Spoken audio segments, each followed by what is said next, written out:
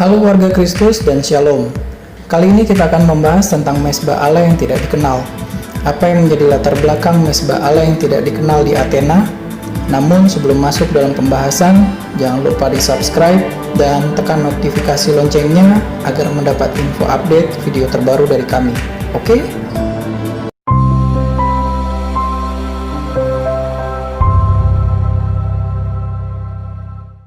Pembahasan ini diangkat dari kitab Kisah Para Rasul 17 ayat yang ke-23.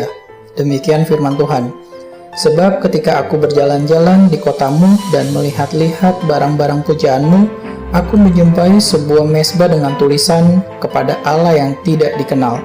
Apa yang kamu sembah tanpa mengenalnya, itulah yang kuberitakan kepadamu. Dan inilah kisah tentang mezbah Allah yang tidak dikenal di Athena Yunani.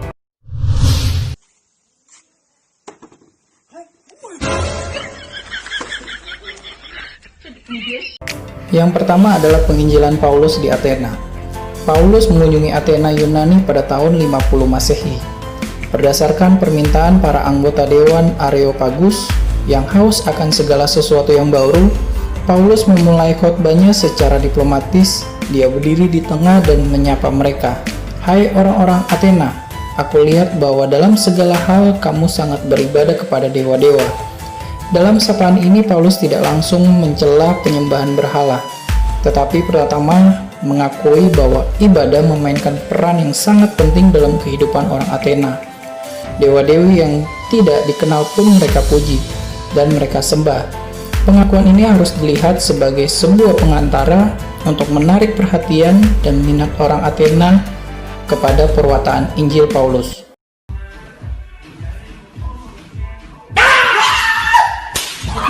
Selanjutnya, Lukas mencatat secara singkat tanggapan orang Athena. Dikatakan bahwa beberapa orang dari antara mereka mengejek ketika mendengarkan perwataan Paulus tentang Yesus dan kebangkitan. Gagasan kebangkitan tubuh mereka anggap sebagai sesuatu yang absurd. Beberapa yang lain tidak segera mengambil keputusan untuk bertobat dan percaya. Mereka masih menunggu penjelasan dan pembuktian yang lebih masuk akal. Namun beberapa orang menjadi percaya. Di antara mereka disebut secara khusus seorang anggota dewan Areopagus yang bernama Dionysius, seorang perempuan yang bernama Diamaris, dan beberapa orang lainnya. Mereka inilah yang menjadi cikal bakal terbentuknya gereja Athena.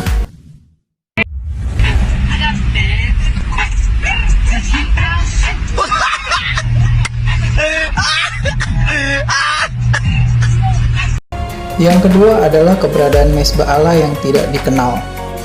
Orang Athena memang menyembah banyak sekali dewa dan dewi selain ke-12 dewa utama. Orang Athena juga menyembah dewa yang tidak terhitung banyaknya. Selain itu, mereka juga menyembah dewa-dewi yang tidak mereka kenal, yang disebut sebagai agnostos theos, yaitu Allah yang tidak dikenal. Di Athena ada sebuah kuil yang secara khusus dipersembahkan untuk dewa tersebut. Dan sangat sering orang Athena akan katakan dalam nama Allah yang tidak dikenal. Ahli geografi asal Yunani dari abad kedua, Pausanias, menyebutkan mezbah-mezbah untuk Allah-Allah yang tidak dikenal ada di Phalemon tidak jauh dari Athena. Menurut Description of Greek Antiqa, di Olympia ada mezbah untuk Allah-Allah yang tidak dikenal. Dan bahkan orang Roma juga mendirikan mezbah-mezbah bagi dewa yang tak bernama. Dalam gambaran ini diperlihatkan satu mezbah yang berasal dari abad pertama atau kedua sebelum Masehi yang disimpan di dalam museum Roma. When somebody loved me, everything was beautiful. Every hour spent together in my heart. Yang ketiga adalah sejarah mezbah Allah tanpa nama di Athena. Dalam karya tulis filosof Diogenes Laertus dalam buku Life of Eminent Philosopher Book dalam tahun 200-250 Masehi mencatat, kota Athena terkena wabah sampar yang menewaskan sekitar 25% dari penduduk Athena. Oleh sebab itu, warga Athena meminta bantuan seorang peramal yaitu Epimenides pada abad ke-6 sebelum Masehi untuk mentahirkan kota Athena dari sampar dan menghentikan wabah tersebut.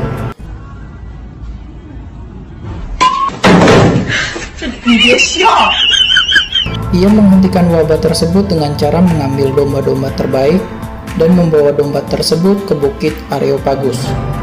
Di sana domba-domba itu dibiarkan memakan rumput kemana mereka suka. Lalu ia memerintahkan penduduk untuk mengikuti domba-domba itu dan menandai tempat di mana domba-domba itu berbaring. Lalu mereka membuat mezbah dan mengorbankan domba-domba itu kepada Allah yang mereka tidak ketahui. Dengan demikian, wabah di Athena mereda karena alasan tersebut. Altar tertulis kepada Allah yang tidak dikenal dan bisa ditemukan di berbagai tempat di Athena sebagai peringatan pendamaian kota.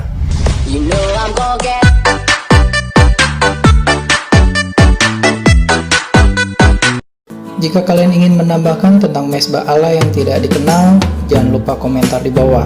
Kita saling membagi pengetahuan. Dan juga jangan lupa tonton tentang wabah penyakit dalam Alkitab. Saya sediakan di deskripsi di bawah.